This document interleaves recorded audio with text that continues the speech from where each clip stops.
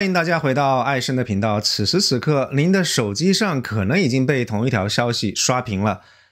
美國總統特朗普他宣告了一個非常令人震驚的消息，就是委內瑞拉的總統馬杜羅及其夫人已經被美軍捕獲，並且轉移出境。那麼昨天深夜，就是美國的時間，昨天深夜，委內瑞拉到底發生了什麼？當地時間凌晨0點30分，馬杜羅在他的總統府剛剛送走了一位重要的客人，也就是中國的拉美事務特別代表邱小琪，兩個人握手擁抱，在這一個充滿了動盪的夜晚，這似乎是馬杜羅向外界展示他依然擁有來自於東方大國的支持。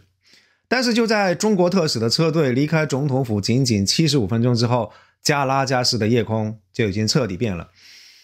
凌晨1點45分，加拉加斯南部跟拉瓜伊拉沿海地區的電力跟通訊網絡被切斷。這個不是普通意義上的停電，這是電池致盲。緊接着凌晨2點，幾聲巨大的、極具穿透力的、沉悶的爆炸聲，精準地敲掉了地烏拉堡的防空雷達跟衛戍部隊的營房。接下來15分鐘，就在加拉加斯市民還在一臉懵逼，在睡夢當中被震醒、驚疑不定的時候，幾十架隱形直升機已經帶着被抓捕的馬杜羅及其他的夫人飛離了委內瑞拉的領空。但特朗普這樣一則宣告的背後是持續了數年，融合了法律、輿論、心理跟尖端軍事科技的混合戰爭，官方代號是藍方長矛行動，但是在某種意義上它更像是一種混合執法式戰爭。首先我們需要明白一點，就是馬杜羅治下的委內瑞拉他們並不是毫無防備的，因為委内瑞拉他們擁有古巴情報局手把手教出來的反間諜的網絡，還裝備了俄羅斯先進的 S-300 VM 防空系統。那為什麼在這樣一個晚上，所有這些防禦的體系都是像紙糊的一樣脆弱了？美軍其實向我們展示了極其精彩的戰略欺騙。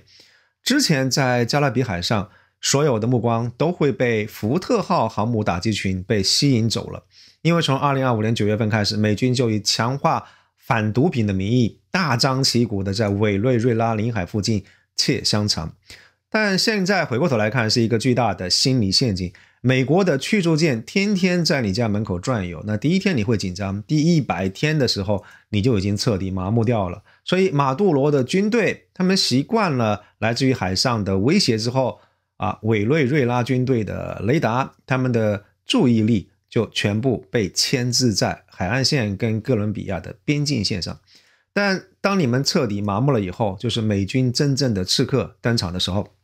我們根據美國聯合特種作戰司令部的這個搜尋鎖定終結的條令，可以推估一下這個決定命運的夜晚到底發生了什麼。第一步是失明，在美軍突擊隊進入之前，美國的網絡司令部他們會發動大規模的攻擊，徹底癱瘓委內瑞拉的這個國家電網跟軍用通信的網絡。但僅僅這樣還是不夠的，空中的 EA-18 機、咆哮者電子戰飛機，他們會實施全頻段的噪聲干擾，迫使這些俄制的雷達進入燒穿模式，也就是他們必須要把功率開到最大，才能夠勉勉強強看清楚屏幕上的一點點東西。這在實際上是極大的壓縮了這些雷達的探測距離。而緊接着美軍的隱形戰機 B-2 或者是 F-35， 他們就會發射反輻射導彈，對於那些還在開機的雷達進行點穴式的清除打擊。它的目的是為特種作戰部隊的進入撕開一道空中走廊。然後第二個步驟就是突入，通過這樣一條空中走廊，第160特種作戰航空團的他們的黑鷹跟支魯甘直升機將會執行超低空的突防，這個就是傳說當中的貼地飛行。他們會利用城市的建築群跟山脈地形的掩護，避開便攜式防空導彈。他們的目標只兩個地方，要麼就是地烏拉堡的軍事基地，或者是玻利瓦爾國際機場地下的這個神秘的麥克蒂亞的地堡。根據衛星圖像的分析在這個機場的總統貴賓樓下方藏着一個深度超過40米、擁有5層結構的巨大的掩體，它有獨立的氧氣供應，哪怕是在美軍狂轟濫炸底下也能夠維持25天的生存。裡面甚至有直接通往總統機庫的通道，方便馬杜羅可以隨時逃亡。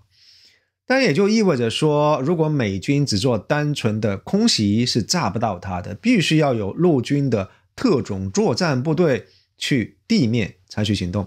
所以不出所料的，美軍的海豹6隊跟三角洲部隊承擔了這個最危險的任務。他們可能需要使用溫壓武器來攻破防爆門，然後在狹窄的地下走廊裡頭與馬杜拉的這個忠誠的總統衛隊，甚至是俄羅斯的雇傭兵進行近距離的戰鬥。這個不會像是玩遊戲這麼輕鬆，將會是極度血腥跟混亂的狀態。但是三角洲部隊這幫人，他們不是普通人，他們是美軍最精銳的部隊。他們曾經在地洞裡頭把薩達姆揪出來，他們也曾經獵殺了巴格達迪。有目擊者報告稱，這一夜加拉加斯上空出現了低噪音的隱形黑鷹直升機，他們利用夜視的優勢直撲地烏臘堡，所以整個的過程非常快，沒有發生長時間的交火。這個來自於現場的信息暗示了2個可能性。第一個就是美軍使用了壓倒性的非致命性的武器，可能是在瞬間就癱瘓了守衛。另外一種可能性是馬杜羅的總統貼身衛隊裡頭有內鬼，因為在事先美軍就釋放出了5000萬美元的懸賞令。在經濟面臨崩潰的委內瑞拉，這麼大一筆巨款的確是對於忠誠的考驗。而且大家注意到這個時間點了嗎？中國特使邱小琪前腳剛剛離開，美軍顯然對於馬杜羅的這個行蹤掌握到了分鐘級的精度。他們選擇在前腳剛剛離開這個時間點動手，既可以避開誤傷來自於中國大國使節可能會引發的外交海嘯，又利用了中國的特使剛剛離開這一瞬間馬杜羅安保的鬆懈漏洞。更何況這個時候動手，對於中國是一個非常嚴厲的警告跟羞辱。所以這是一場融合了心理戰、電子戰跟特種作戰的完美的混合戰爭。它是在向全世界宣告，即便前一段時間美國人表現得非常拉胯，甚至面對於中國的競爭已經開始被拉開了軍事科技的代償，但是要搞定委內瑞拉這樣一個本地區的中等國家，要搞定這些冷戰時期的俄制武器，對於美軍來說依然是手起刀落，非常的迅捷。我們要理解本次行動，首先要跳出傳統戰爭的一個思維框架，因為非常肯定的是，這不是基於聯合國授權的維和行動，也不是因為大規模殺傷性武器的威脅。美軍戰術上的成功只是第一步，接下來要面臨更大的挑戰，是如何讓這樣一種行為在法律上看起來是沒問題的。畢竟你抓捕的是一個主權國家的現任元首，在國際法上是公然的侵犯他國主權。美國為本次軍事行動披上的外衣是打擊毒品恐怖主義，而這樣一個外衣的編織是從2020年就已經開始了。美國的司法部跟國務院為了今天的這個行動，他們精心構建了一個長達6年的法律閉環，而這個法律閉環的核心概念是人類公敵，也就是在美軍第一顆導彈發射之前，他們已經完成了對於馬杜羅身份的轉換，在法律意義上已經將他從一個國家的元首重新解構成為跨國毒梟。而美國的這個法律意義上的解構是先剝離了馬杜羅的一個總統身份，然後給他貼上一個新的標籤。在歷史上，這樣一個標籤通常只用來形容海盜或者是奴隸販子，因為海盜不屬於任何國家，所以任何國家都有權抓捕他們。特朗普政府的法律團隊，他們極具創造性的復活了這個概念，並且把它拓展到了毒品恐怖主義。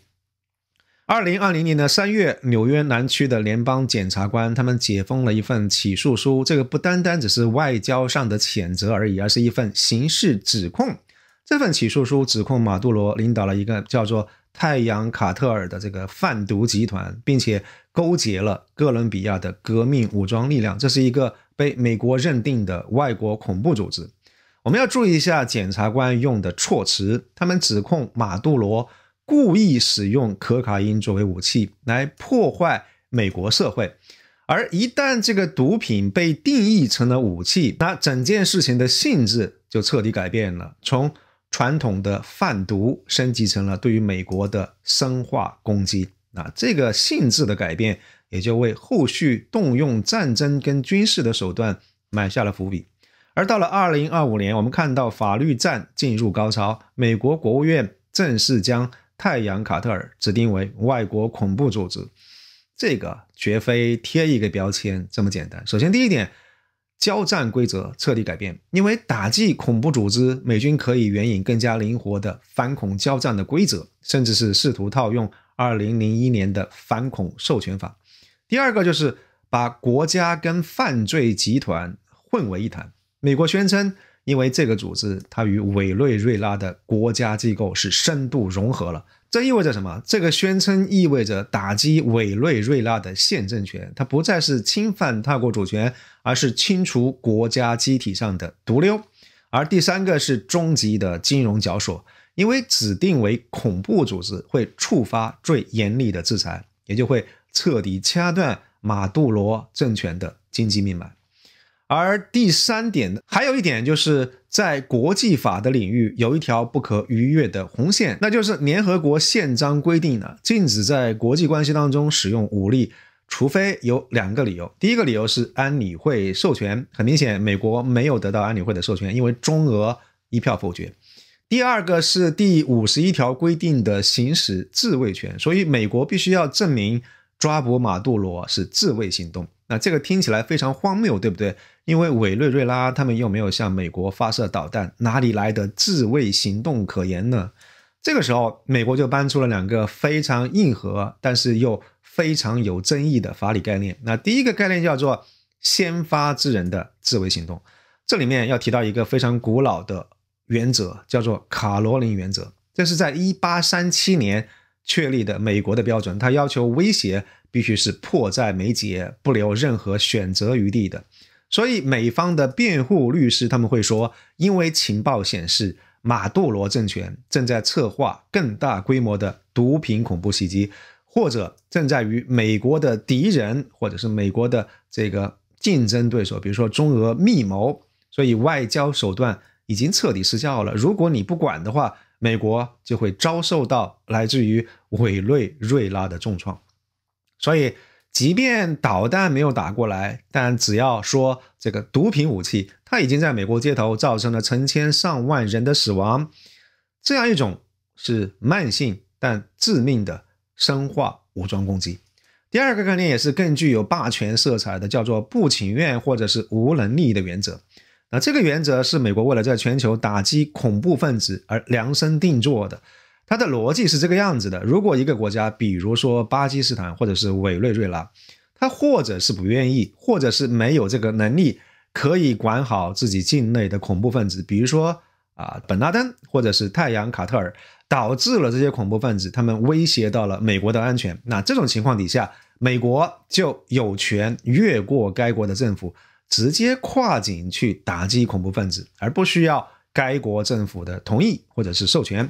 而在本次軍事行動當中，美國把這個邏輯推到了極致。他們說馬杜羅不僅是沒有能力控制毒品，他本人就是毒梟，而且他與美國的對手勾結。那既然委內瑞拉政府就是犯罪集團本身，那美國當然不能夠指望委內瑞拉的現政權來配合美國執法，對不對？所以他們只能夠直接動手了。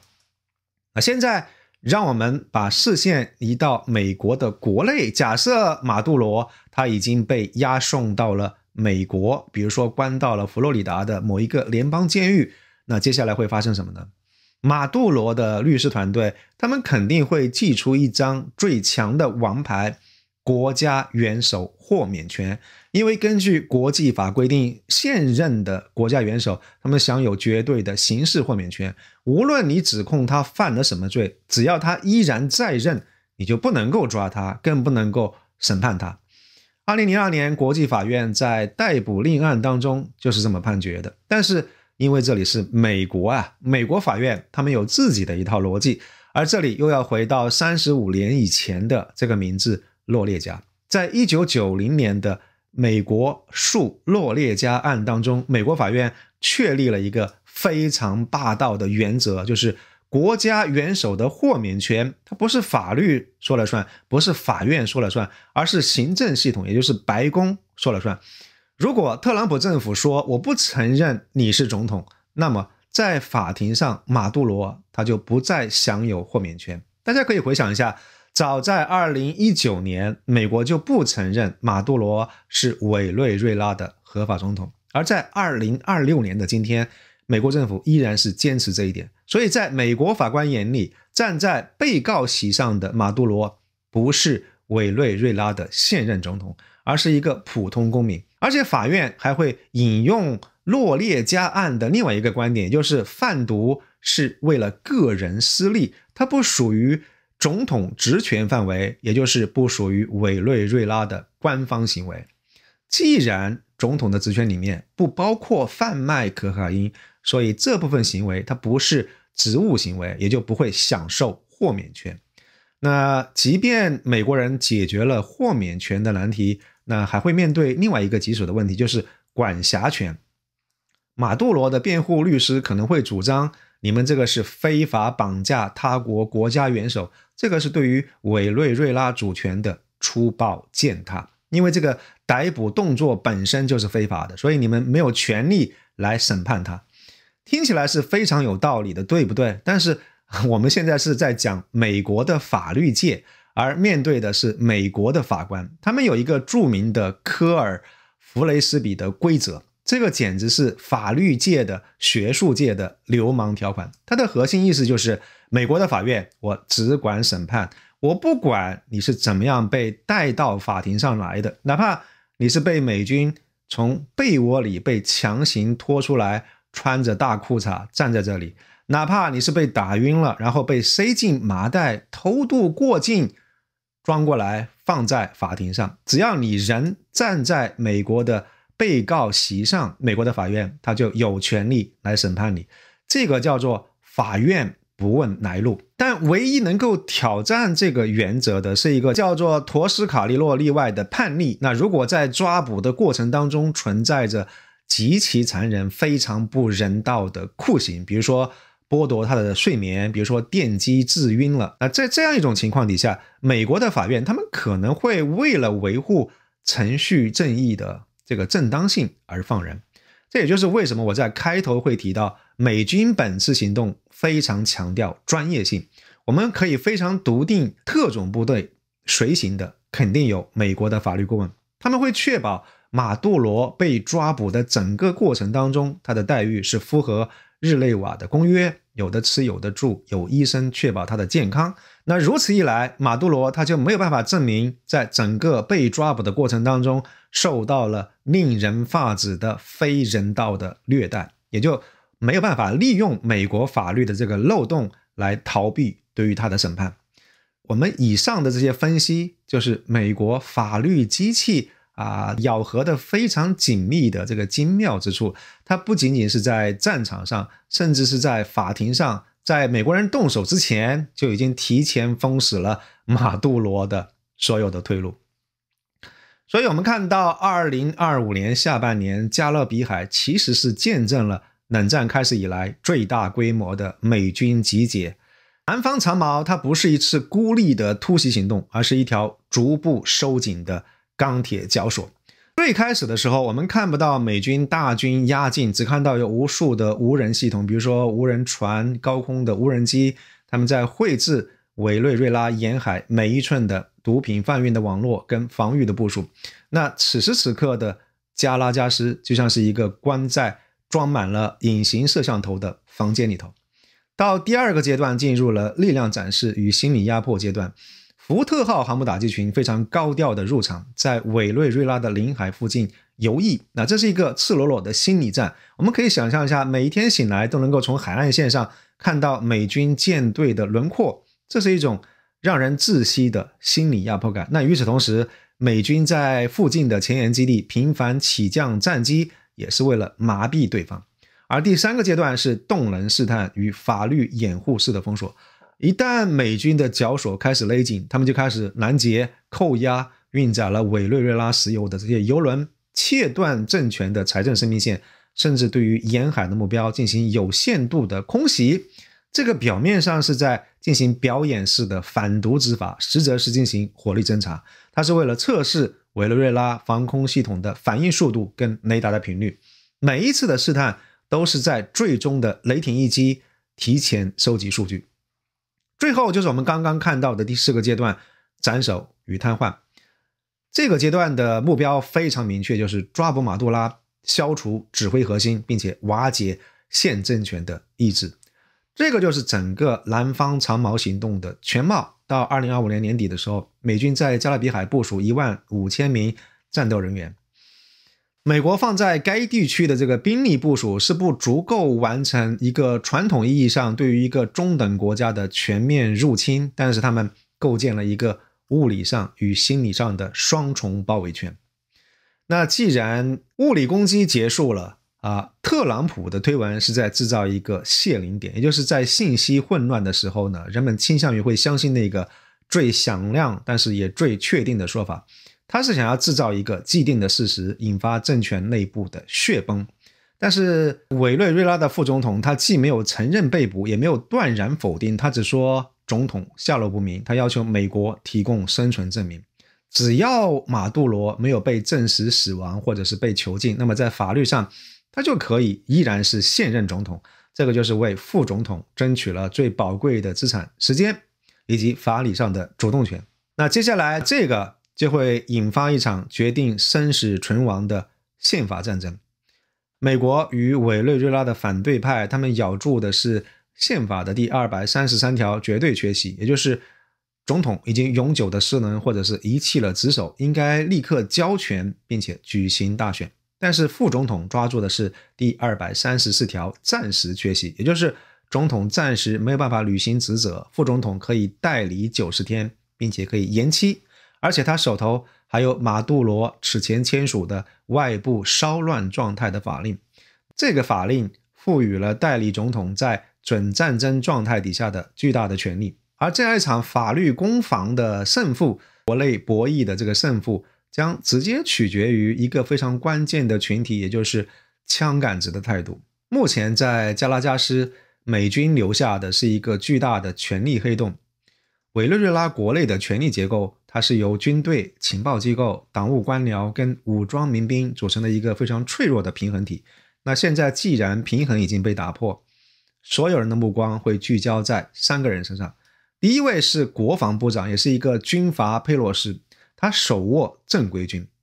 他知道這個政權如果徹底崩塌，那作為核心圈的他也會被清算。所以現在支持副總統維持憲法的連續性，是他保持住自己的軍隊利益跟個人安全的最優解。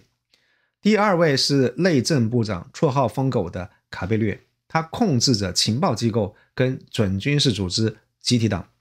他是一位野心家，有傳言說他在空襲當中生死未卜，但如果他還活着，有沒有可能會發動政變建立軍政府呢？第3股勢力就是馬查多，這是一個反對派領袖，也是2025年的諾貝爾獎的得主。他有美國人的撐腰跟國際社會的承認，此時此刻他正在準備組建國家拯救政府。但馬查多的問題在於他沒有槍桿子，他如果想要掌權，既要利用美國的支持，與此同時還需要策反軍隊來支持他。所以接下來可以預料到的就是最精彩的部分，是美國如何處理政權合法性這樣一個燙手山芋。馬杜羅已經被抓走了，委內瑞拉現在到底是誰說了算？如果不解決這個問題的話，美國在法律上就是入侵者，這種局面是他們一定會竭盡全力來避免的。所以這個時候要提到一個追溯性同意的政治原則。我們看看1983年格林納達，美國人入侵之後，他拿出一封由格林納達總督簽署的邀請信，說那你們看吧，是格林納達人他們邀請我們美軍來干預的。但是後來很多證據顯示這封信其實就是美國人入侵之後拿着槍頂着人家的腦門逼迫人家簽署的。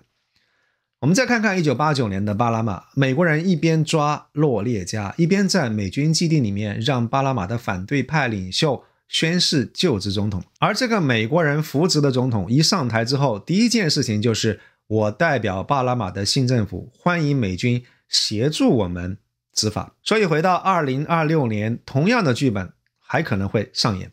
馬查多他有可能會在美國大使館，或者甚至就在福特號航母上宣誓就任臨時總統。這位新總統上任之後的第一份文件一定是追認美軍行動的合法性，他會馬上宣布馬杜羅篡奪了選舉結果，我們要感謝美國朋友幫委內瑞拉人民清除了毒瘤。這一招在學術界會被人罵得狗血淋頭，但在外交實務當中極其有效，它可以在瞬間把一場對於外國的軍事入侵變成了一場受邀請的內部維和行動。這個不單單是給美國人找了台階下，也給那些想要支持美國但是又害怕違反國際法的那些西方盟友提供了一個非常完美的借口。我們剛才聊完了美軍的戰術、美國國內法律的攻防戰以及委內瑞拉內部的內政，那我們必須要把視角拉高，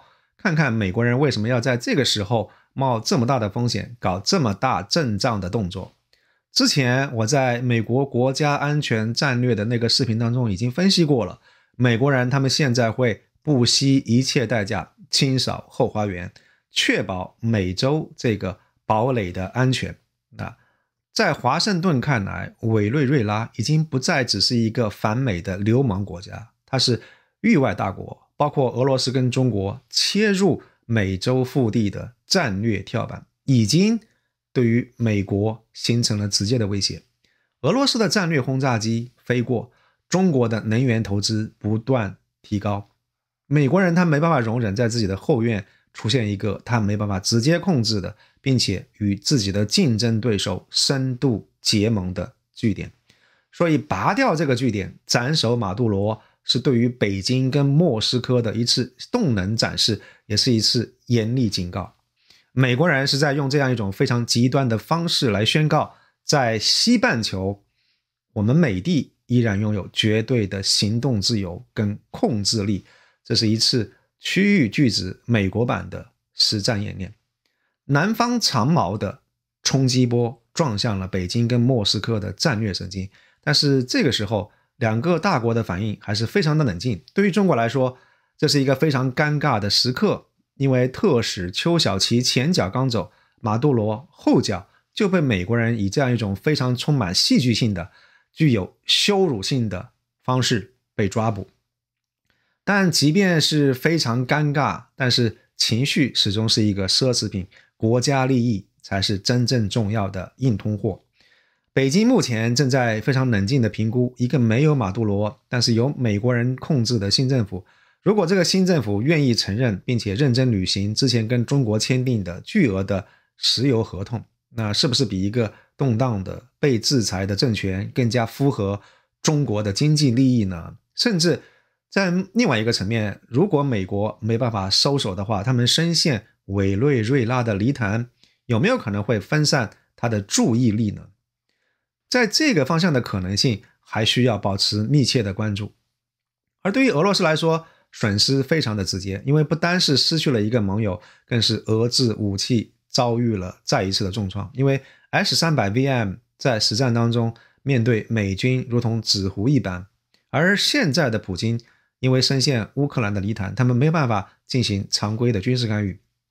而油價因為本次事件先是恐慌性的飆升，然後回落，因為大家都在賭美國控制了委內瑞拉之後呢，將會解除制裁，引入西方技術，讓這個世界最大石油儲量國的產量飆升，從而能夠長期來看壓低全球的油價。這個對於依賴高油價的俄羅斯來說是一個雙重打擊。所以我們可以看到，在大國博弈的過程當中，馬杜羅似乎成了那個唯一的可以被放棄、可以被犧牲的棋子。他曾經在大國的夾縫當中艱難的生存多年，但是最終還是發現，一旦其中的一方決心想要掀翻棋盤的時候，棋子就是弃子，棄子就是氣質。2026年1月3號的加拉加斯美軍的行動標誌着一個舊時代的終結。南方長矛行動向我們展示，在21世紀最致命的武器可能不會是那些隱形戰機，而是一份法律的起草書。最堅固的堡壘可能不是防空導彈，而是國際法的解釋權。它意味着主權正在從一個國際法法律意義上的絕對的權利蛻變成了一個有條件的狀態，條件就是超級大國單方面的認可。這對於所有的國家，尤其是那些與中美這些超級大國方向不同的國家，敲響了一記刺耳的警鐘。我們面對的這個未來，到底是世界秩序的重塑，還是叢林法則的全面回歸呢？這個問題留給屏幕前的每一個觀眾來思考。喜歡這個視頻的話，請記得點讚分享，也歡迎大家訂閱艾森的頻道，並且加入我們的會員。祝大家心情愉快，願世界和平，謝謝大家。